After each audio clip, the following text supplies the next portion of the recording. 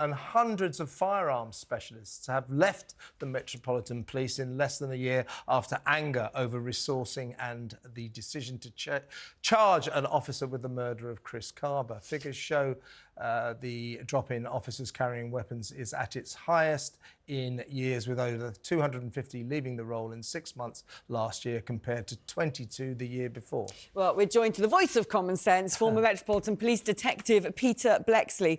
This is deeply worrying, not only because if you look at the evidence of even reports in the news of horrific incidents that have happened in this country in the past week, what we're seeing is more people are armed. There was the incident of a man shot dead in Surrey Quays, having tried to break into a house with a cache of weapons and 2 crossbows.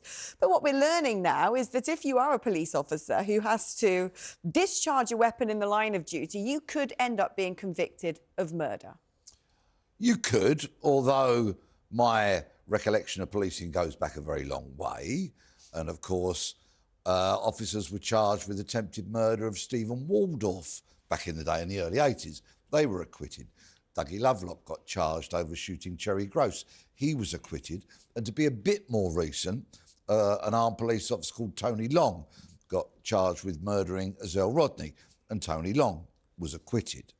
Now, the officer NX121, who has been charged with the murder of Chris Carber, will face trial later on this year, and in March he is going to be publicly named, and that has caused a lot of disquiet amongst armed police officers, together with the fact that these investigations into officers who do very rarely discharge a weapon take too long, are not seen as being independent, and the finest example of the amount of time it can take is the case of an officer called W80, who on the 11th of December 2015 shot a man who was part of a gang looking to spring prisoners out of a prison van, and the disciplinary proceedings against that officer are still not complete, even though he was acquitted at court. A public inquiry ruled that the man shot was lawfully killed, and still disciplinary procedures are ongoing. We've got to do something about this, haven't we? We're treating armed officers, people who are trying to protect the public, like they're some kind of gunslingers in a cowboy movie. We saw last week an officer had to shoot someone in Rotherhithe near here who'd gone into a house with a sword and a hatchet and a zombie knife. Now, that officer's going to face 18 months of hell.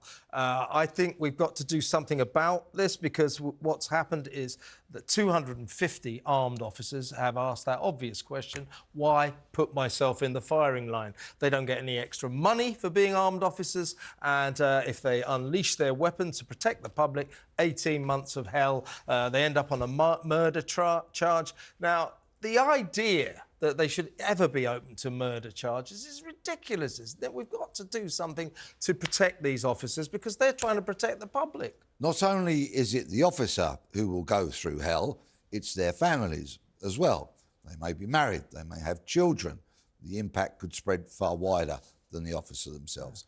Every armed cops, and there are armed cops who do different level of jobs. You'll have seen the ones outside Downing Street. Well, they do a very different job to the ones who are in armed response vehicles, and they do a very different job from the counter-terrorism specialist firearmed officers. So there's different levels of employment and engagement and work within this.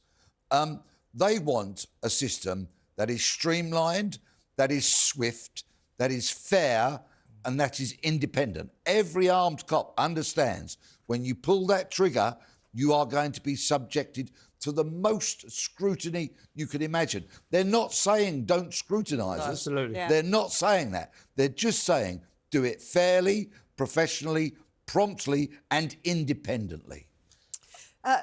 Essentially, though, when you look at the nature of the changing face of crime in this country, we probably should be making the case for more armed officers, not fewer, not 250 between April and December 2023 downing weapons. Yeah, I mean, we treat this country like it's some sort of, the great thing about this country is our policemen are not armed. Well, they damn well should be. This is not oldie England anymore. It's not a theme park.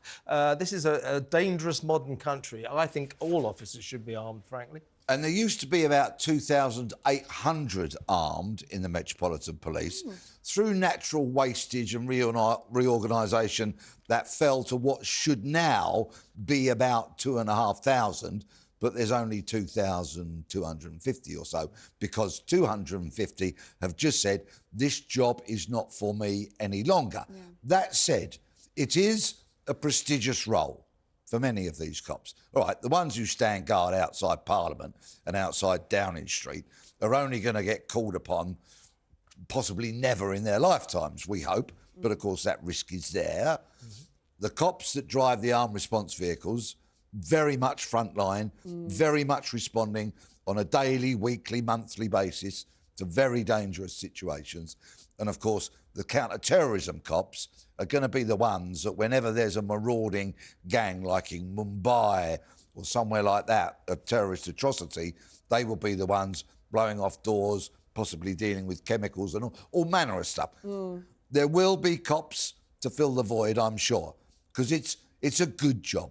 It comes with some prestige if you're driving an ARV or you're counter-terrorism, and you are, or you should be, kind of looked after, although some cops will say to you, a phrase very common in policing now, welfare is just a poster on the wall.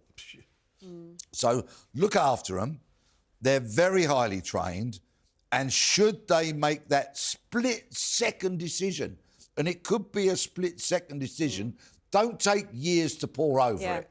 Do it swiftly, professionally, promptly and independently. Let's at the very least get these cases sorted out, these investigations, much, much quicker than they are now. It's not right, it's all wrong.